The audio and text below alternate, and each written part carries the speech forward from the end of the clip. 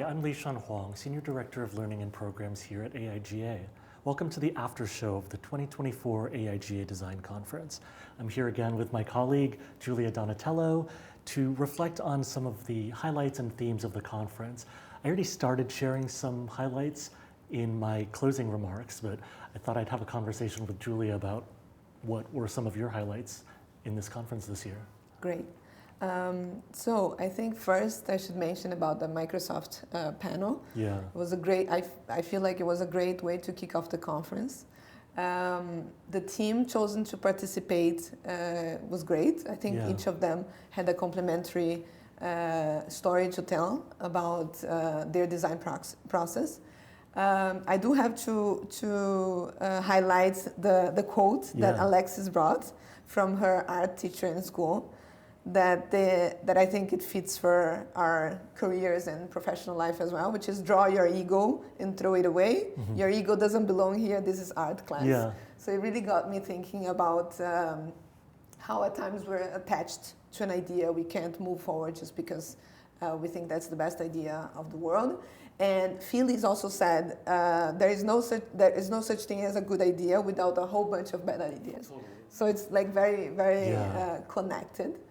And I think the team was very engaging. I almost felt like I was part of their team, so I was excited to hear you could feel that they really liked each other, and it was like, felt like a very like creative humanist design team, even though we often think about AI as this very distant kind of cold thing. Yeah, I agree. Yeah. And I think they also said about the importance of having a safe team or safe space to create and make mistakes and so on. So I think we could really see that there was that dynamic in that team. So I thought that was great. Yeah. I have some notes in terms of big topics that I've noticed in the sessions. I think a big topic that I saw either in all of the sessions or majority of them was designing for inclusion and participatory practices. So I was very glad to see how many of the sessions and the speakers were able to bring some of examples of how they practice design for inclusion. So I think naming some of the sessions, designing a telehealth application beyond visuals and design allergy, they really brought powerful examples of real world projects that they have experienced. So I think it was great for us to see a little bit of their creative process itself. Yeah, and it's cool. I think the other side to inclusion is also like identity. So there was a lot of stuff about just designers celebrating who they are, their culture, where they come from, challenging like these Eurocentric Bauhaus kind of things. And so I thought that was great too. It's like, okay, know who you are, but also know, accept who other people are. And from that difference comes like new creativity. Very much, I agree. And I think also, jumping to the topic of the conference, which is margins, I think specifically if we're talking about designing for people with some type of disability, we're talking about at least 1 billion people in the world. Yeah. So we can also understand a bit of the magnitude of the size of this margin that we're talking about.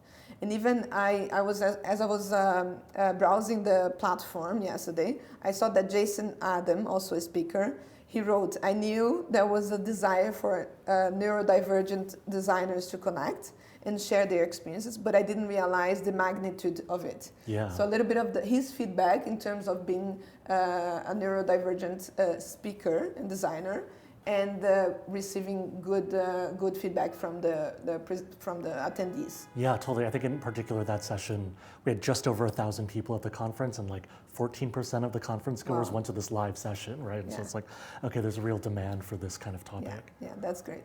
And I also think that speaking of participatory practices, Nina Maturo, her session was called Participatory Futures.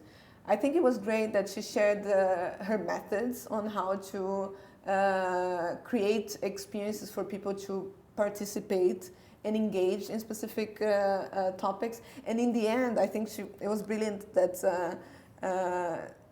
she invited all the attendees and whoever is still going to watch her session to think about the wicked problem and try to think about the creative fictional way of solving it and sharing it with him. Yeah. So I thought that was a great way to close, because specifically because she's talking a lot about participatory practices, she's inviting the attendees to continue this conversation with her even after the conference ends, which I think it's great to see as a part of the crew who organized the conference.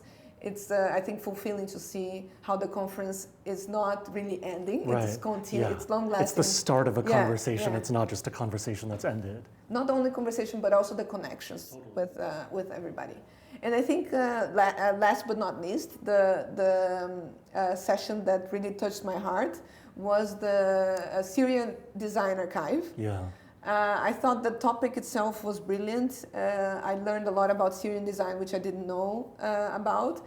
And also the speakers were able to tell the story in a very engaging way. And I feel like it could become some type of documentary, because they have so much content to share. And even like the adventures, I felt the adrenaline as they were sharing and narrating their process, especially on the field work in Syria. So I really think that it could even become a documentary at some point. Yeah, I agree. I think for that one, I won't spoil it, but there's real like putting themselves in potential danger just to collect these artifacts, in a country that had experienced war and lost a lot of its cultural heritage and graphic heritage. And we produced that one remotely because one of the speakers was in Syria at the time.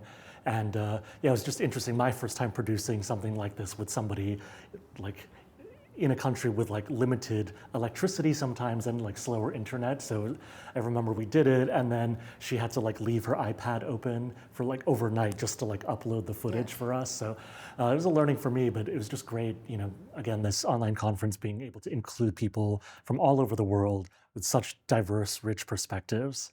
So thank you, Julia, for your perspectives today. Thank you for attending this conference and watching the after show. I'm Lishan Huang. See you at another AIGA event soon.